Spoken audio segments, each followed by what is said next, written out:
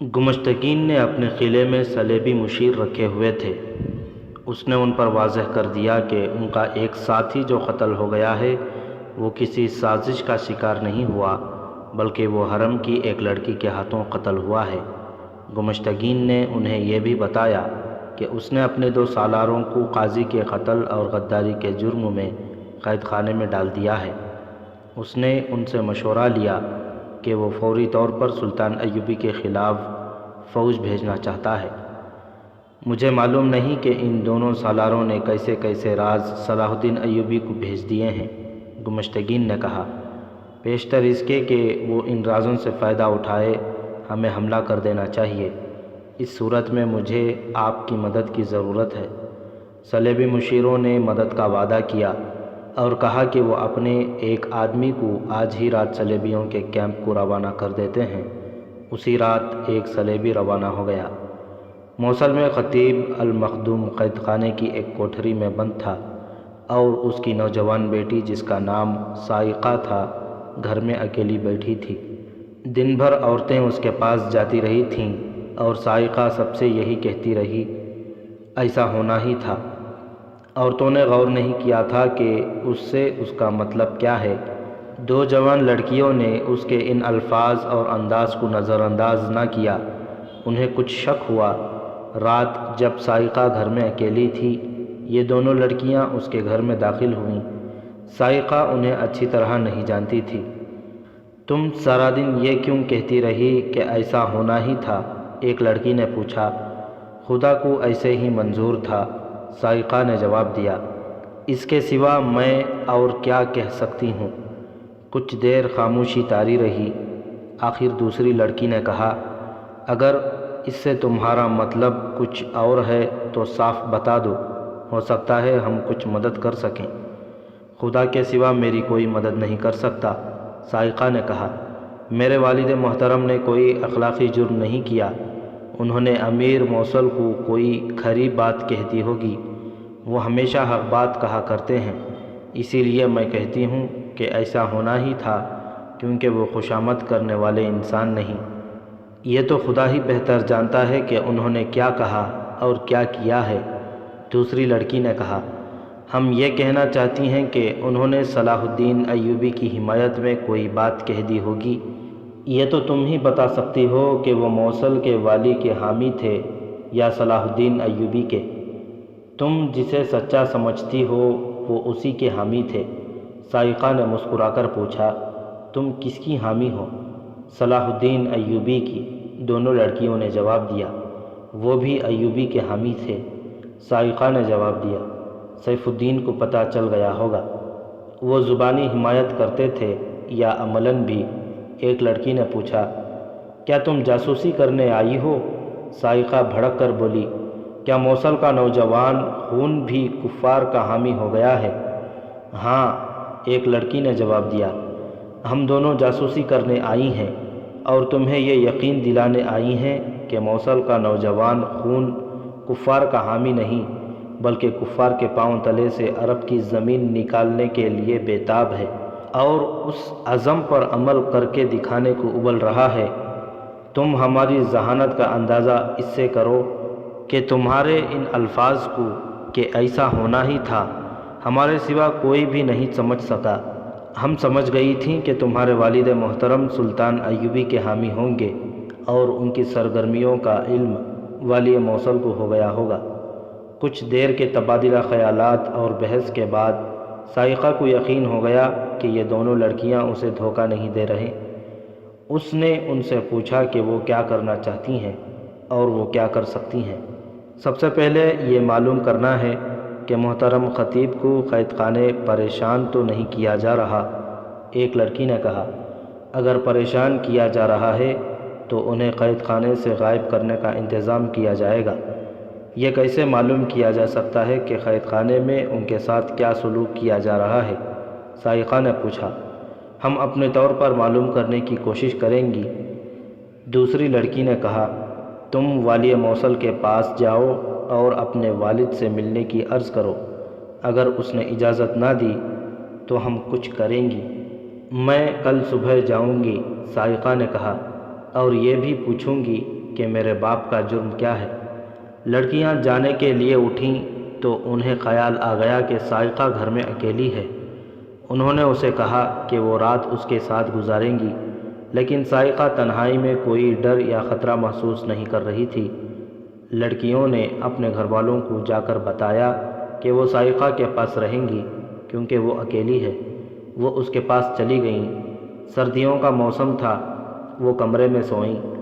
آدھی رات کے وقت ایک لڑکی بیت الخلاء میں جانے کے لیے باہر نکلی تو صحن سے آگے جو برآمدہ تھا وہاں اسے ایک سیاہ سایہ حرکت کرتا نظر آیا اور وہیں کہیں غائب ہو گیا۔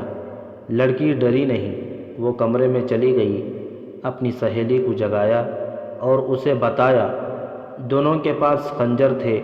خنجر ہاتھ میں لے کر وہ برآمدے میں گئیں۔ ادھر ادھر دیکھا، انہیں کچھ بھی نظر نہ آیا۔ وہ صحن میں آئیں۔ انہوں نے صائقہ کو نہیں جگایا تھا، لیکن صائقہ کی آنکھ کھل گئی۔ دونوں سہیلیوں کو کمرے سے غیر حاضر دیکھ کر وہ باہر چلی گئی۔ سہیلیوں کو پکارا، وہ آئیں تو انہوں نے اسے بتایا کہ برآمدے میں ایک سایہ حرکت کر رہا تھا، کسی انسان کا معلوم ہوتا تھا۔ چلو چل کر سو جاؤ۔ صائقہ نے ان سے کہا، تم جب بھی باہر نکلو گی تمہیں ایک سایہ ہلتا جلتا نظر آئے گا، آگے جا کر کسی سائے کو خنجر نہ مار دینا۔ یہ سائے کیسے ہیں؟ ایک لڑکی نے پوچھا۔ انسان نہیں یہ جو کچھ بھی ہیں مجھے ان سے کوئی خطرہ نہیں، صائقہ نے کہا۔ تم بھی ان سے نہ ڈرو۔ مگر اب دونوں لڑکیاں ڈرنے لگی تھیں۔ وہ صرف انسانوں سے نہیں ڈرتی تھیں، یہ سائے صائقہ کے کہنے کے مطابق انسانوں کے نہیں تو پھر یہ جن ہی ہو سکتے تھے۔ صائقہ نے کہا، یہ میرے والد محترم کے عقیدت مندوں کے سائے ہیں، انہیں جن ہی سمجھ لو۔ میں ان کے قریب کبھی نہیں گئی، مجھے یقین ہے کہ یہ میری حفاظت کے لیے یہاں گھومتے پھرتے رہتے ہیں۔ محترم خطیب برگزیدہ شخصیت ہیں، ایک لڑکی نے کہا۔ ان کے عقیدت مند جن بھی ہوں گے، کچھ ایسی ہی بات ہے، صائقہ نے کہا۔ ان سے ڈرنا نہیں اور ان کے قریب بھی نہ جانا۔ اس رات خطیب کوٹھری میں بند تھا، اسے ابھی کچھ علم نہیں تھا کہ اس کے ساتھ کیا سلوک کیا جائے گا۔ ایک سنتری اس کی کوٹھری کے سامنے سے گزرا۔ خطیب نے اسے روک کر کہا، مجھے قرآن کی ضرورت ہے، قید خانے میں قرآن تو ضرور ہوگا۔ یہاں قرآن؟ سنتری نے طنزیہ لہجے میں کہا، یہاں قرآن پڑھنے والے نہیں آیا کرتے، یہ جہنم ہے، یہاں گنہگار آتے ہیں، سو جاؤ۔ سنتری آگے چلا گیا۔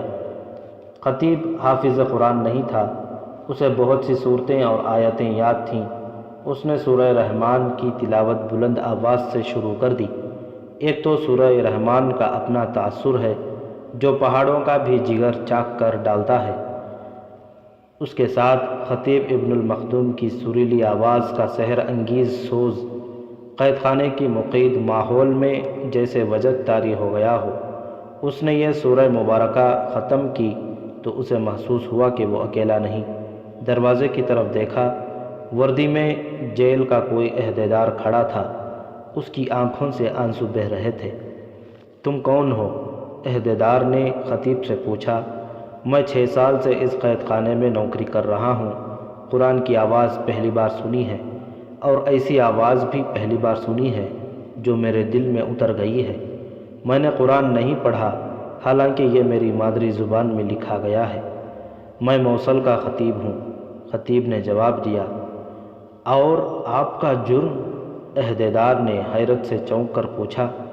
صرف یہ کہ میں قرآن کی زبان میں بات کیا کرتا ہوں، خطیب نے جواب دیا۔ میرا جرم یہ ہے کہ میں نے اپنے بادشاہ کا حکم نہ مانا اور قرآن کے حکم کو مقدم جانا۔ پھر پڑھو، عہدیدار نے التجا کے لہجے میں کہا۔ میرے اندر ایک زہر ہے جو قرآن کے الفاظ نے اور آپ کی آواز نے نکالنا شروع کر دیا ہے۔ میں آپ کو حکم نہیں دے رہا، التجا ہے۔ خطیب نے پہلے سے زیادہ وجد آفریں آواز میں سورہ رحمان پڑھی۔ عہدیدار کوٹھری میں موٹی موٹی سلاخوں کو پکڑے کھڑا رہا اور اس کے آنسو بہتے رہے۔ خطیب خاموش ہوا تو عہدیدار نے آنکھیں بند کر کے دھیمی آواز میں سورہ رحمان کی بعض آیات دہرانی شروع کر دیں۔ اگر آپ کی آواز میں یہ جادو ہے تو آپ کے معتقدوں میں جنات بھی ہوں گے۔ عہدیدار نے کہا، میں ایک بات پوچھنا چاہتا ہوں۔ میں نے سنا ہے قرآن سے فال نکالی جاتی ہے، کوئی سوال پوچھو تو جنات قرآن کے لفظوں میں جواب دیتے ہیں، لیکن سوال یہ ہے کہ تمہارا سوال کیا ہے؟ خطیب نے کہا، قرآن صرف ایمان والوں کو مژدہ سنایا کرتا ہے، اور جس کا ایمان پختہ نہ ہو اس کے سینے میں ایمان کی قندیل روشن کرتا ہے۔ خطیب نے کہا، تمہارا سوال کیا ہے؟ میری ایک آرزو ہے۔ عہدیدار نے کہا، میرے سینے میں آگ جل رہی ہے، معلوم نہیں یہ ایمان کی قندیل کا شعلہ ہے یا یہ آگ انتقام کی ہے۔ میں اس فوج میں شامل ہونا چاہتا ہوں جو یروشلم کو فتح کرے گی، مجھے انتقام لینا ہے۔ اگر یروشلم کی فتح کو تم ایمان کہو تو وہاں جلدی پہنچو گے۔ خطیب نے کہا، انتقام ذاتی فعل ہے، ایمان اللہ کا حکم ہے۔ تم انتقام کیوں کہہ رہے ہو اور یروشلم کیوں کہہ رہے ہو؟ بیت المقدس کہو۔ میں نے کسی قیدی کے ساتھ ایسی باتیں کبھی نہیں کی تھیں۔ عہدیدار نے کہا، آپ خطیب ہیں، آپ کے سامنے میں اپنا دل کھول کر رکھنا چاہتا ہوں۔ میری روح کو تسکین کی ضرورت ہے۔ میں بیت المقدس کا رہنے والا ہوں، وہاں صلیبیوں کی حکمرانی ہے۔ مسلمانوں کو وہاں بھیڑ بکریاں اور جانور سمجھا جاتا ہے۔ صلیبی جس مسلمان کو چاہیں قتل کر دیں، جسے چاہیں قید خانے میں ڈال دیں۔ بیگار کا رواج تو عام ہے، جس گھر میں لڑکی جوان ہو ان کا دم تو خشک رہتا ہے۔ وہاں کے مسلمان سلطان ایوبی کی راہ دیکھ رہے ہیں۔ 7 سال گزرے، ایک روز ایک صلیبی نے مجھے پکڑ لیا اور ساتھ لے گیا۔ اس کا کوئی سامان اٹھا کر اس کے گھر تک لے جانا تھا۔ اس نے مجھے سامان اٹھانے کو کہا تو میں نے انکار کر دیا۔ اس نے میرے منہ پر تھپڑ مار کر کہا کہ مسلمان ہو کر تم میرا حکم نہ ماننے کی جرأت کر رہے ہو۔ میں نے اس کے سر پر گھونسا مارا، وہ گرا تو میں نے اس کے سر کے بال مٹھی میں لے کر اسے اٹھایا اور دوسرا گھونسا مار کر اسے پھر گرا دیا۔ اتنے میں مجھے پیچھے سے کسی نے جکڑ لیا، پھر صلیبیوں کا ہجوم جمع ہو گیا۔ سپاہی بھی آ گئے اور مجھے بیگار کیمپ میں لے گئے۔ میں نے وہاں 3 دن گزارے اور تیسری رات میں نے ایک سنتری کو پیچھے سے دبوچا اور اسی کے خنجر سے اس کا پیٹ چاک کر کے بھاگ نکلا۔ میں گھر پہنچا تاکہ رات ہی رات سارے کنبے کو بیت المقدس سے بھگا لے جاؤں، ورنہ سب کے پکڑے جانے کا خطرہ تھا۔ مگر میرا گھر کھنڈر بن چکا تھا۔ اندر گیا تو گھر جلا ہوا تھا۔ میں نے ایک مسلمان پڑوسی کے دروازے پر دستک دی، وہ ڈرتا ڈرتا باہر آیا۔ میں نے پوچھا کہ میرے گھر والے کہاں بھاگ گئے ہیں؟ اس نے یہ خبر سنا کر میرے پاؤں تلے سے زمین نکال دی کہ گھر کے مردوں کو صلیبی پکڑ لے گئے ہیں اور میری دونوں کنواری بہنوں کو صلیبی فوجی لے گئے تھے۔ پھر انہوں نے گھر کو آگ لگا دی۔ میرے دل پر جو گزری اس کا تصور آپ کر سکتے ہیں۔ مجھے معلوم تھا کہ مجھے بہنیں واپس نہیں مل سکتیں اور میں یہاں رکا رہا تو پکڑا جاؤں گا اور صلیبی مجھے قتل کر دیں گے یا قید خانے میں بند کر کے ساری عمر اذیتیں دیتے رہیں گے۔ میں کسی مسلمان کے گھر چھپنے کی غلطی نہیں کر سکتا تھا کیونکہ وہ پورا گھرانہ مارا جاتا۔ میں رات کو ہی بیت المقدس سے نکل آیا، خون کھول رہا تھا مگر میں بے بس تھا۔ میں نے اس طرف کا رخ کر لیا۔ صبح طلوع ہوئی تو میں نے ایک صلیبی کو دیکھا جو گھوڑے پر سوار میرے راستے پر سامنے سے آ رہا تھا۔ وہ سپاہی نہیں تھا۔ میں نے اسے روک لیا اور اسے باتوں میں الجھا کر گھوڑے سے اتار لیا۔ اس کا ایک پاؤں رکاب میں، دوسرا زمین پر تھا کہ میں نے پیچھے سے اس کی گردن اپنے بازو کے گھیرے میں لے لی۔ اس کے کمر بند کے ساتھ چھوٹی تلوار تھی، وہ کھینچ لی اور اسے قتل کر دیا۔ اس کے گھوڑے پر سوار ہو کر میں نے گھوڑے کو ایڑ لگا دی۔ یہ دوسرا صلیبی تھا جسے میں نے قتل کیا۔ اس سے پہلے میں ایک سنتری کو قتل کر آیا تھا، لیکن میرے دل کو اطمینان نہ ہوا۔ میں تمام صلیبیوں کو قتل کرنے کے لیے پاگل ہوا جا رہا تھا۔ مجھے یاد نہیں کہ میں نے کتنے دن اور کتنی راتیں سفر کیا اور کہاں کہاں مارا پھرتا رہا۔ مجھے بھوک محسوس نہ ہوئی، پیاس کا احساس تک نہ رہا۔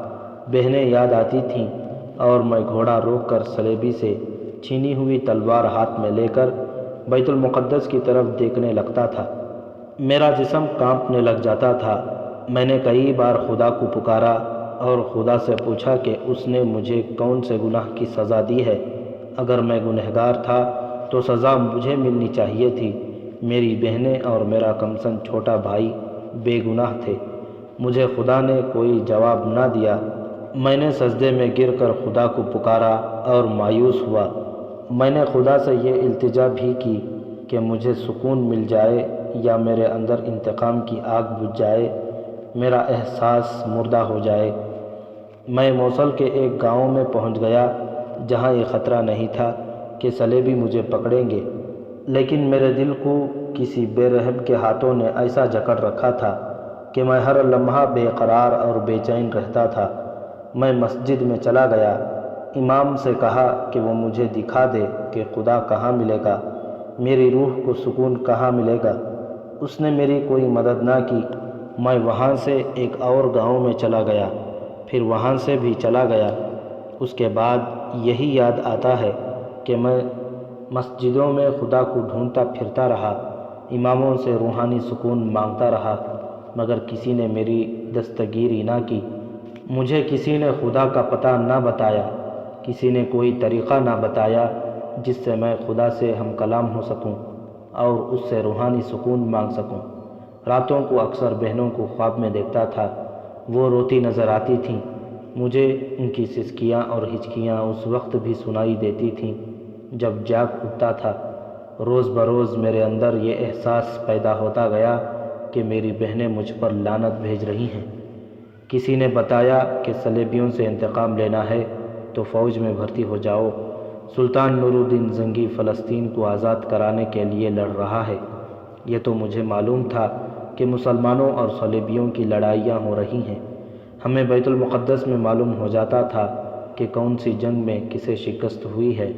بیت المقدس میں صلیبی جب وہاں کے مسلمان باشندوں پر ظلم و ستم اچانک زیادہ کر دیتے تھے تو ہم سمجھ جاتے تھے کہ کسی میدان میں انہیں شکست ہوئی ہے، جس کا انتقام وہ یہاں کے نہتے اور بے بس مسلمانوں سے لے رہے ہیں۔ پھر ہمیں وہاں صلاح الدین ایوبی کا نام سنائی دینے لگا۔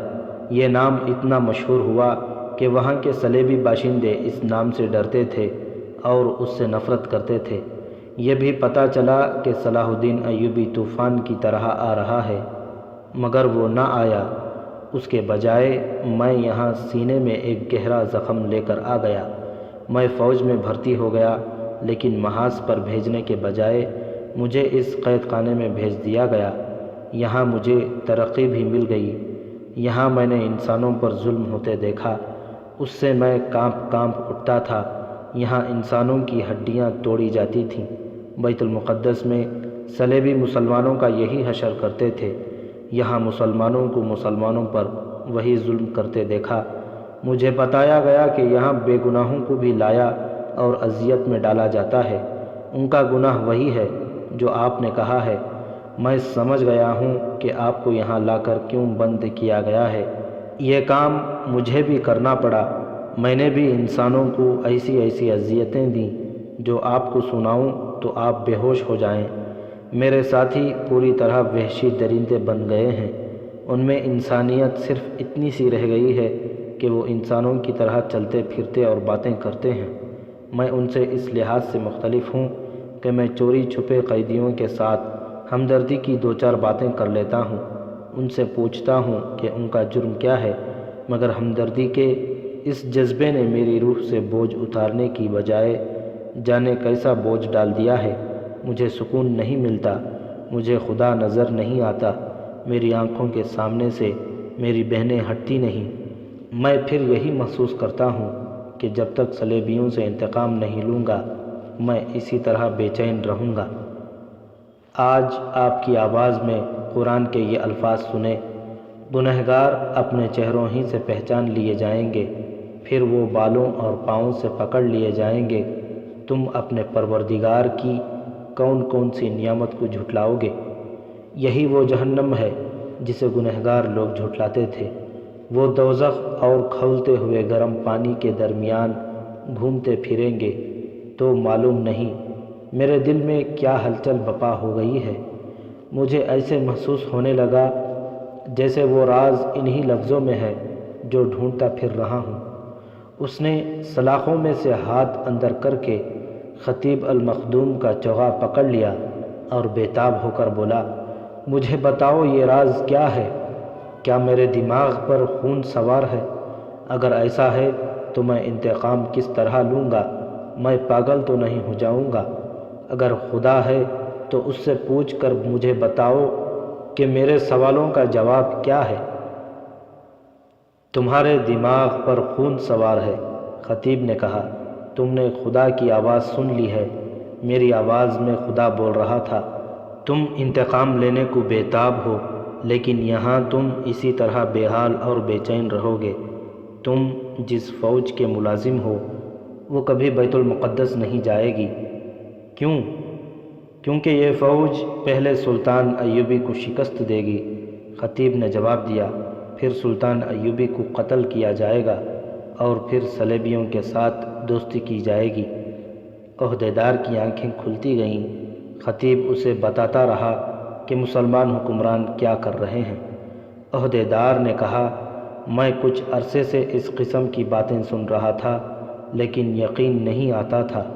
میں تسلیم کرنے کو تیار نہیں تھا کہ ہمارے حکمران قوم کی ان بیٹیوں کو بھول جائیں گے جو صلیبیوں کی بربریت کا نشانہ بنی ہیں اور جنہیں انہوں نے اغوا کر کے نہ جانے کہاں سے کہاں پہنچا دیا ہے۔ وہ بھول چکے ہیں، خطیب نے کہا۔ وہ اس حد تک بھول چکے ہیں کہ اغوا کی ہوئی مسلمان لڑکیاں انہیں تحفوں کے طور پر پیش کی جاتی ہیں اور یہ انہیں اپنے حرموں کی زینت بناتے ہیں۔ اس لیے سلطان صلاح الدین ایوبی کے دشمن بن گئے ہیں، کیونکہ وہ قرآن کے احکام کا پابند ہے اور قوم کی عصمت کا انتقام لینا چاہتا ہے۔ اسے یہ بھی یاد نہیں رہا کہ اس کا کوئی گھر ہے یا نہیں۔ اس کی عمر صحراؤں اور پہاڑوں میں گزر رہی ہے۔ میرا بھی جرم یہی ہے کہ میں نے والی موصل کو قرآن کے احکام یاد دلا دیے تھے اور اسے کہا تھا کہ ایک مرد مجاہد کے خلاف لڑو گے تو شکست کھاؤ گے۔ قرآن کے جن مقدس الفاظ نے ابھی ابھی تم پر جادو کیا ہے، میں نے یہی الفاظ موصل کے بادشاہ سیف الدین کو یاد دلا دیے تھے۔ میں نے اسے کہا تھا کہ تم جیسے گنہگار چہروں سے پہچانے جائیں گے اور بالوں اور پاؤں سے پکڑ لیے جائیں گے۔ میں نے اسے قرآن کا یہ حکم بھی سنایا تھا کہ تم دماغ سے بادشاہی کا نشہ نہیں اتارو گے تو دوزخ اور کھولتے ہوئے گرم پانی میں گھومو پھرو گے، مگر اس نے خدا کا حکم ماننے سے انکار کر دیا اور اپنے نفس کا حکم مانا۔ اس نے مجھے قید خانے میں بند کرا دیا۔ آپ کو یہاں بہت تکلیف ہوگی، عہدیدار نے کہا۔ میں جو خدمت کر سکا کروں گا۔ یہ دنیاوی اور جسمانی اذیتیں مجھے کوئی تکلیف نہیں دے سکتیں، خطیب نے کہا۔ تم نے میری آواز میں جو سوز اور تاثر محسوس کیا ہے وہ میری روح کی آواز تھی۔ دنیا کے اس جہنم میں مطمئن ہوں۔ میری آواز اللہ کی آواز ہے، مجھے کوئی تکلیف نہیں۔ ہاں، ایک غم ہے جو مجھے پریشان کرتا ہے۔ میری بیٹی جوان ہے اور یہ میری واحد اولاد ہے۔ میری بیوی مدت ہوئی مر گئی تھی۔ میں نے اس بچی کی خاطر دوسری شادی نہیں کی۔ ہم ایک دوسرے کی خاطر زندہ ہیں۔ وہ گھر میں اکیلی ہے، میں اس کی حفاظت کروں گا، عہدیدار نے کہا۔ سب کی حفاظت کرنے والا خدا ہے، خطیب نے کہا۔ میں تمہیں اپنے گھر کا پتہ بتا دیتا ہوں۔